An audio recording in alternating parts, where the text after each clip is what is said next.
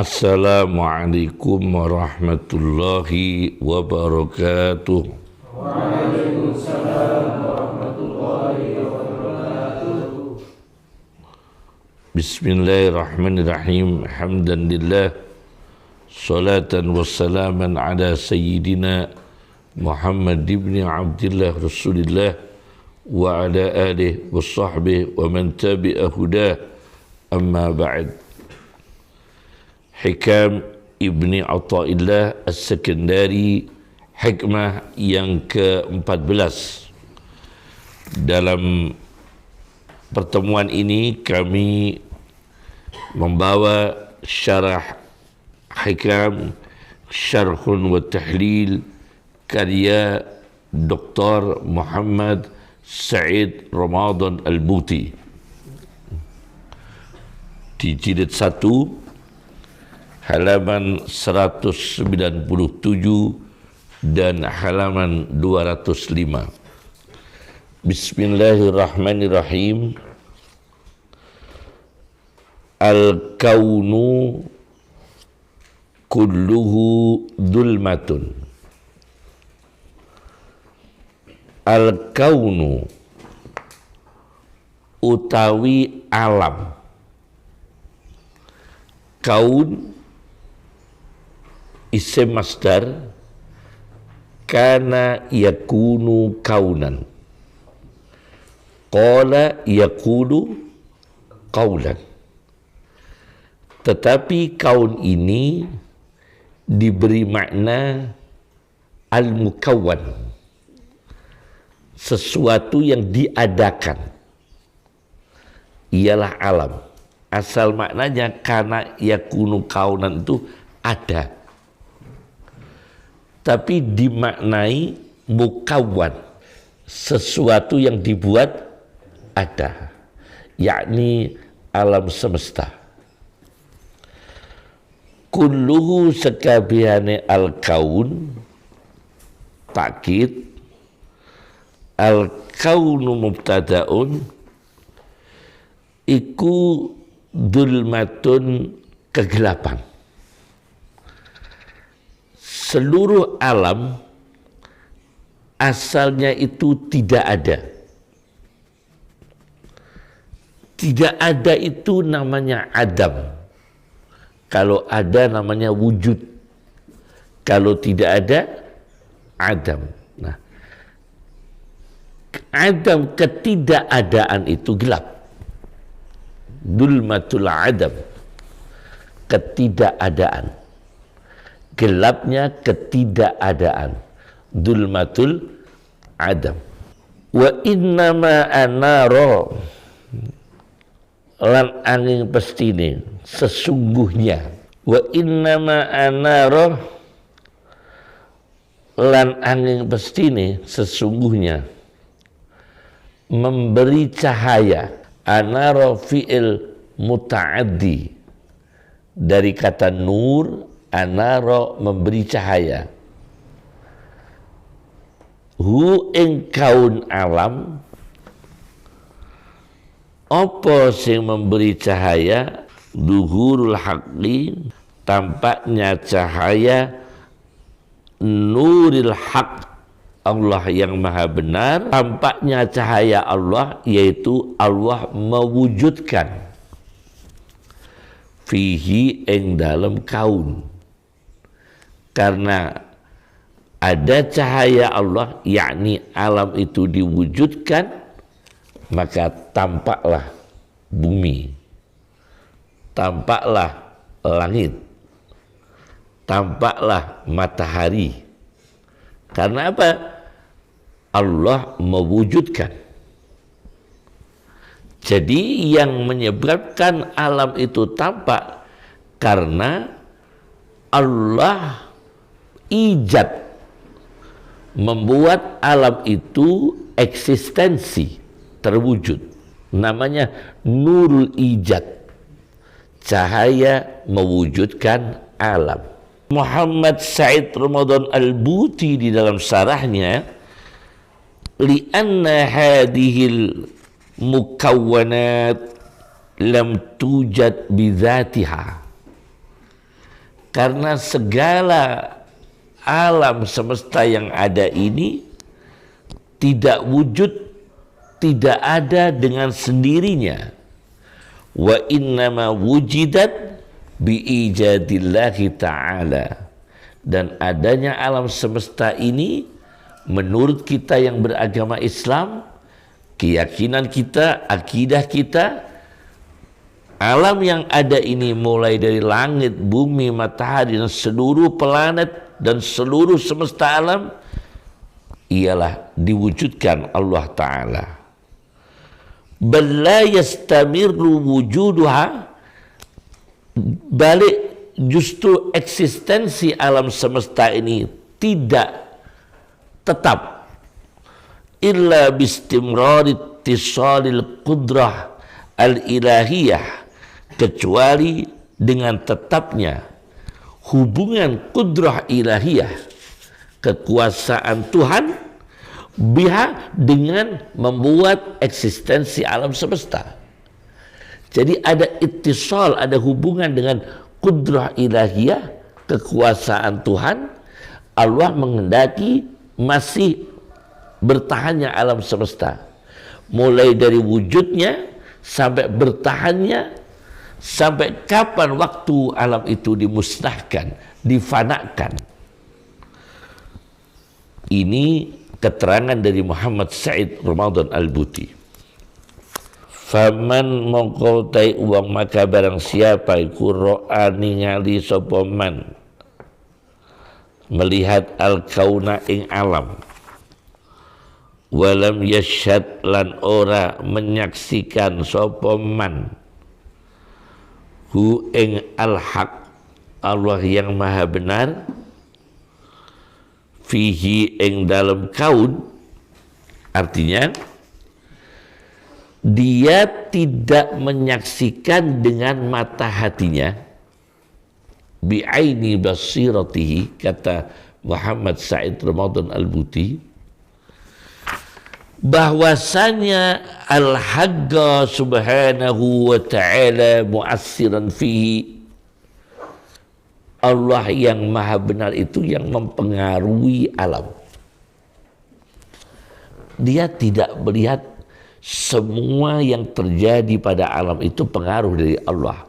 Allah yang membuat mekanisme, Allah yang buat peristiwa, faktor dan kejadian. Allah yang membuat apa yang terjadi pada alam. Bukan hukum alam itu dengan sendirinya bekerja, tetapi ditakdirkan Allah. Kok tidak punya pemahaman seperti itu? Tidak menyaksikan Allah ketika melihat alam. Yang kedua, au indahu, atau ing dalam sisi alam, kaun. Tidak menyaksikan Allah di sisi alam. Artinya apa? Bi an tudzakirahu billahi inda ru'yatihi laha. Alam tidak mengingatkan dia kepada Allah. Wa ta'ammulihi fiha, ketika dia menganalisis pada alam, dia tidak mengingat Allah. Seperti para ilmuwan yang ateis.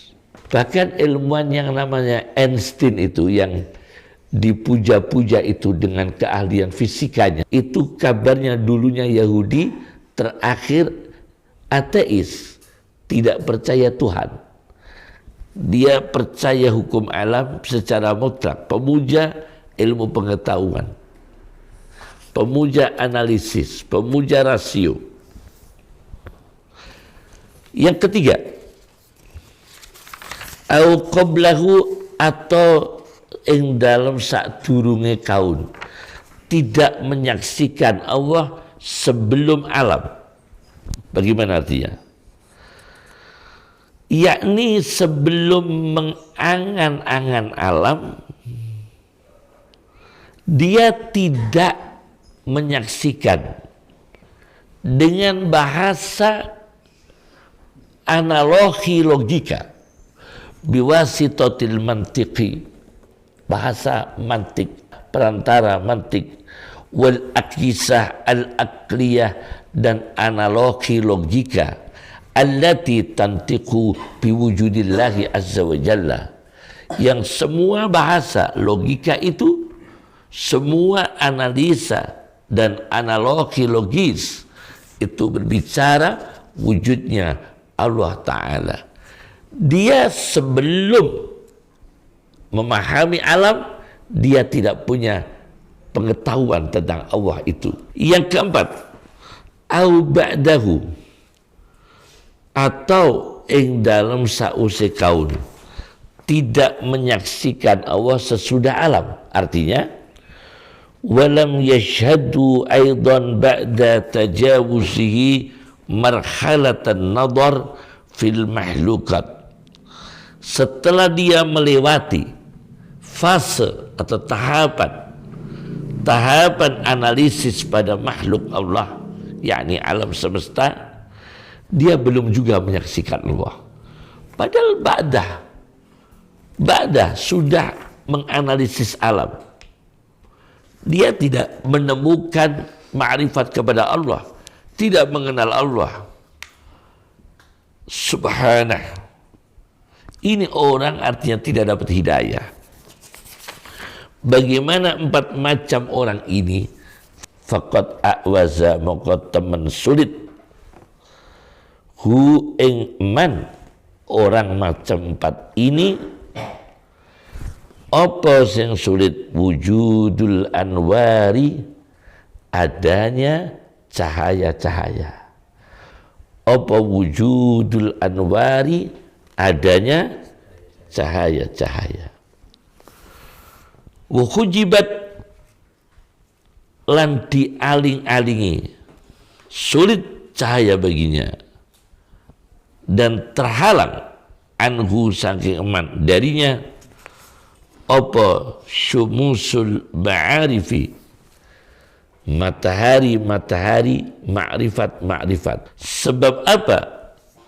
Bisuhubil asari, sebab mega jamu sahabun suhub, bisuhubil asari, sebab mega mendung berupa hasil ciptaan Allah. Yakni dia hanya mempelajari ciptaan Allah tapi tidak mengingat penciptanya, tidak ada cahaya baginya, tidak iman pada penciptanya yakni Allah, tidak ada cahaya baginya, tidak ada ma'rifat baginya. Ditutup oleh Muhammad Said Ramadan Al-Buti, wa man lam yaj'alillahu lahu nuran fama lahu min nur. Surat An-Nur ayat 40.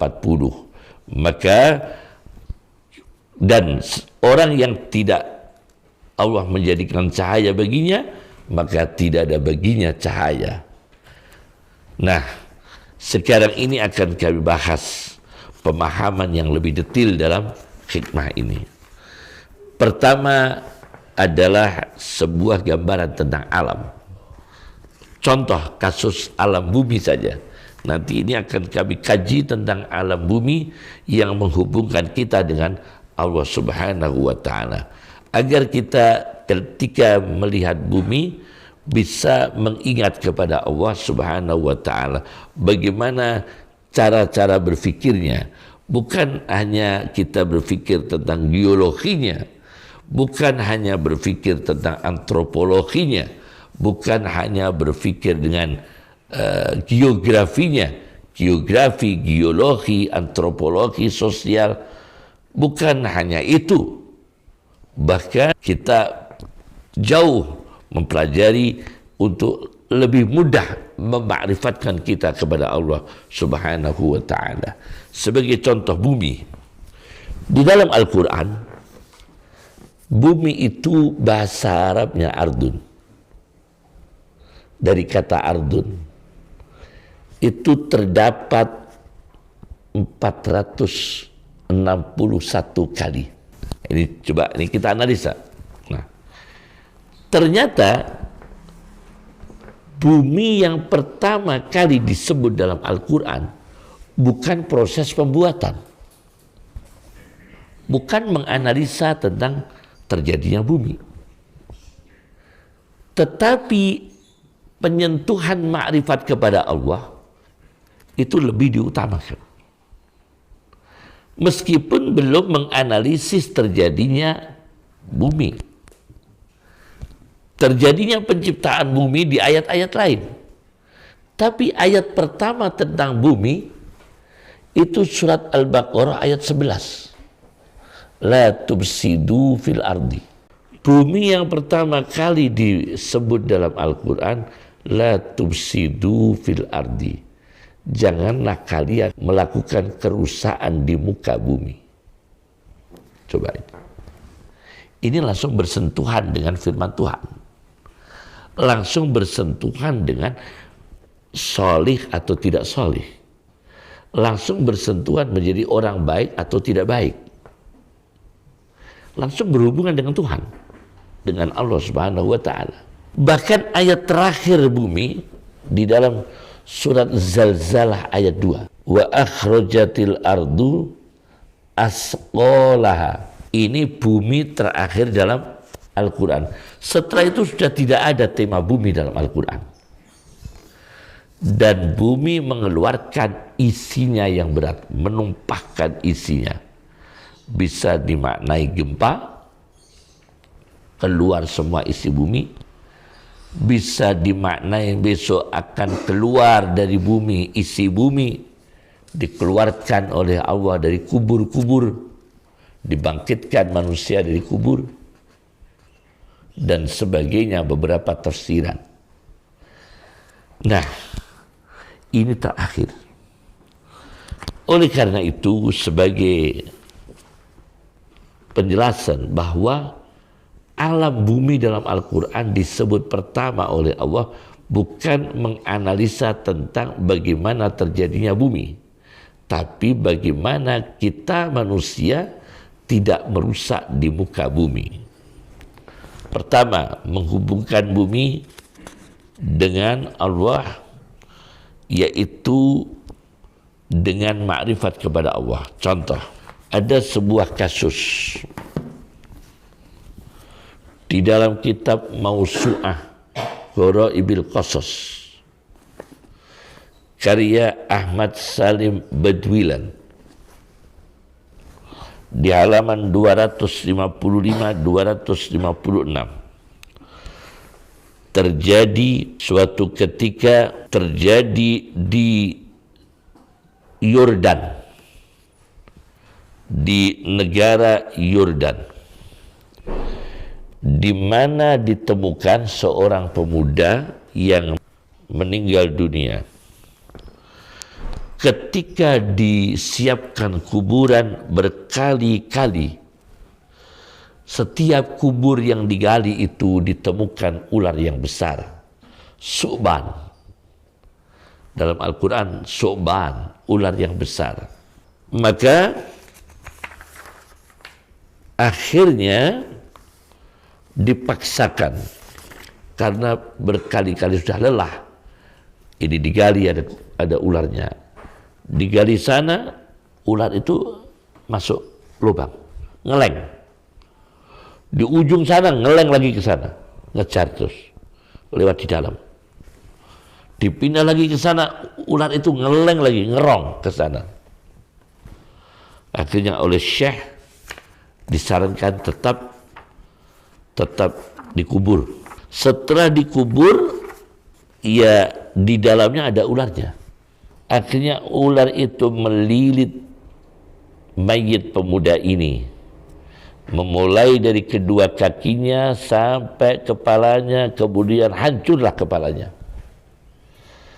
Bahkan terdengar suara pecahnya tulang-tulang pemuda ini.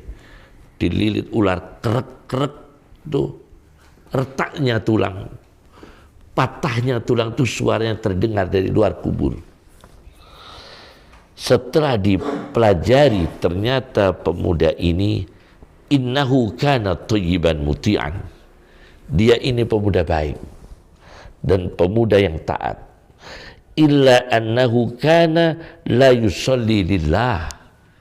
Dia tidak sholat karena Allah. Sholatnya itu pamer. Sholatnya enggak ikhlas. Illa annahu kana la yusalli lillah. Setiap sholat itu pamer, tidak pernah ikhlas. Sholat tapi tidak pernah ikhlas. Dililit ular dalam kubur. Nah, ini kita la tufsidu fil ardi.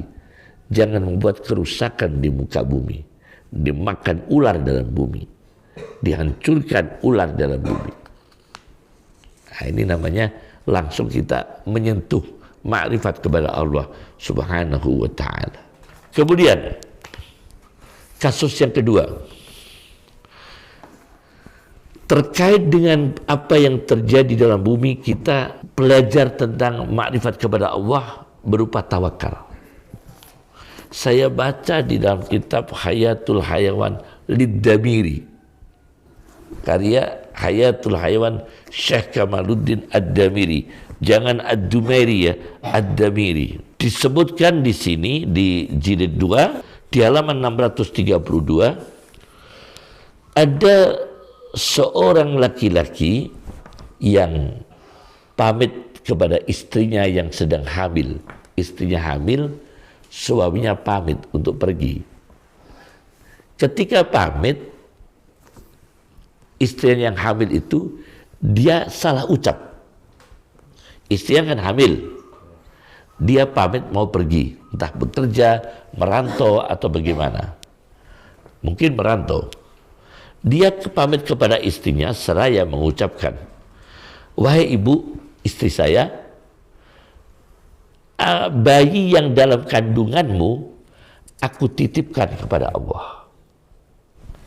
Ini belum lengkap. Mestinya kan aku titipkan kamu dan bayi yang ada dalam kandungan. Aku titipkan kepada Allah.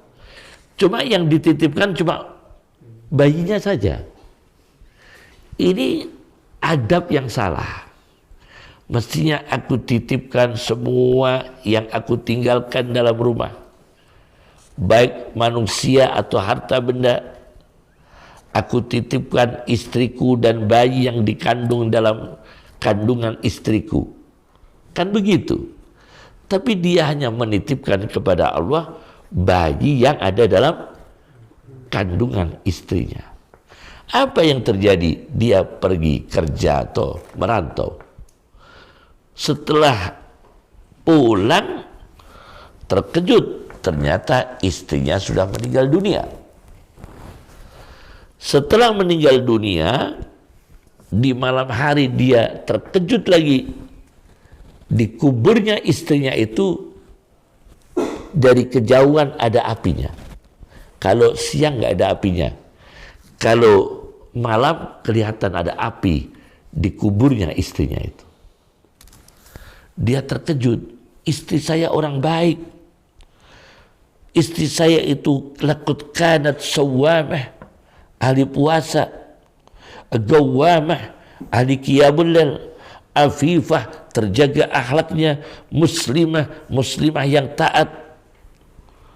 Masa istri saya ada siksa kubur, api dalam kuburnya? Maka dia mendatangi kuburan istrinya itu. Setelah mendatangi, kuburan itu membuka. Terkejut, ternyata istrinya dalam posisi duduk, meninggal dunia, mayit. Dan anaknya ini berputar-putar di sekitar ibunya.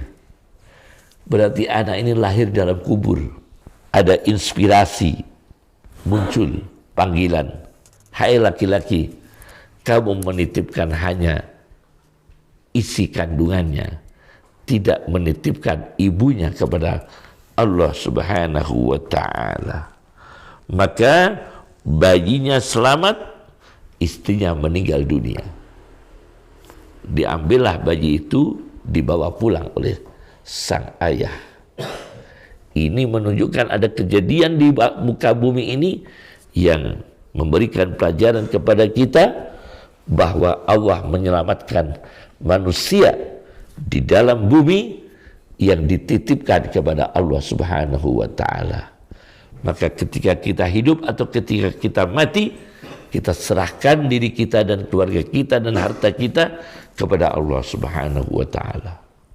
Ini pelajaran yang kedua. Langsung memakrifatkan kita kepada Allah. Yang ketiga, di dalam kitab Sunan Tirmidzi. Sunan Tirmidzi. Hadis nomor 3052. Ketika sahabat Nabi sallallahu alaihi wasallam sedang membuat kemah, terdengarlah suara bacaan surat Mulku bawah tenda tersebut, bawah kemah. Ternyata di bawah kemah itu kuburan. Terdengar suara mayit di dalam tanah itu, di bawah kubur, membaca surat Al-Mulku dari ayat pertama sampai ayat terakhir. Surat Al-Mulku awal juz 29. Maka dilaporkan kepada Rasulullah sallallahu alaihi wasallam. Apa kata Rasulullah SAW? Hiyal mani'ah, hiyal munjiyah, tunjihi min azabil qabri. Surat Al-Mulku itu surat yang mencegah dari siksa kubur, menyelamatkan dia dari siksa kubur. Luar biasa. Maka di dalam bumi diselamatkan oleh Allah dari siksa kubur dengan mengamalkan surat Al-Mulku. Nah, ini berarti langsung memakrifatkan kita kepada Allah. Jadi bukan hanya ilmiah saja, bukan ilmiah membahas geologi bumi, membahas geografi bumi. Kalau itu ya sulit makrifat. Banyak orang ilmuwan tidak tahu Allah, dan mereka orang ateis ilmuwan tuh, ahli geologi, ahli bumi, ahli persenjataan, ahli antariksawan, ahli antariksa, ahli astronomi, tidak mengenal Allah banyak sekali. Karena apa? Karena dia hanya berpikir secara ilmiah, tidak ada hidayah, tidak ada cahaya untuk menghubungkan ilmiah itu dengan Allah Subhanahu wa Ta'ala. Ini masalah yang ketiga. Keempat, ini penutup. Saya baca di dalam kitab Mishkatul Anwar. Ini Majmu'ah Rasailil Imam Al-Ghazali, kumpulan karya-karya risalah-risalah Imam Ghazali. Saya baca dalam kitab Mishkatul Anwar di halaman 28, beliau mengomentari tentang orang-orang ateis yang kadang-kadang ilmuwan mereka mempelajari alam semesta tidak mengenal Tuhan, tidak mengenal Allah. Beliau mengatakan humul mahjubuna bimahdid dulmah, mereka terhalang, tertutup dengan murninya kegelapan. Wahumul mulakhidah, mereka ini ateis. Alladzina la yu'minuna billah, tidak percaya kepada Allah, wala bil yaumil akhir, tidak percaya dengan hari kiamat. Wahumul ladzina yastahibbunal hayatad dunya, mereka ini yang cinta materi, materialistik. Ateis yang materialistik. Alal akhirah, tidak suka, tidak percaya akhirat. Li'annahum la yu'minuna bil akhirati aslan, karena mereka sama sekali tidak percaya akhirat. Seperti ilmuwan-ilmuwan IT. Saya dengar banyak ilmuwan-ilmuwan IT, informatika dan teknologi, mereka ini ateis, tidak percaya Allah.